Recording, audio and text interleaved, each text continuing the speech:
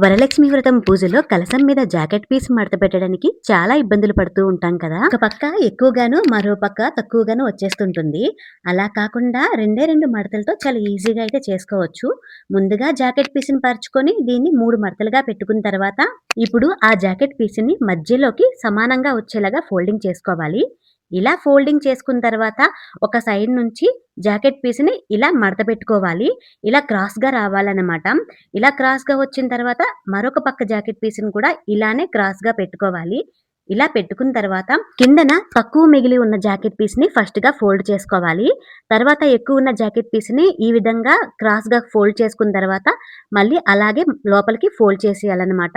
ఈ విధంగా సింపుల్‌గా మనం కలసం మీద జాకెట్ పీస్‌నైతే రెడీ చేసుకోవచ్చు. చాలా ఈజీగా అయిపోతుంది. ఎక్కువ మడతలు లేకుండా రెండే 2 మడతలతో తక్కువ టైంలో కలసం మీద జాకెట్ పీస్‌నైతే మనం ఈ విధంగా తయారు చేసుకోవచ్చు. ఈ వీడియో నచ్చితే మాత్రం లైక్ చేయడం మర్చిపోవద్దు.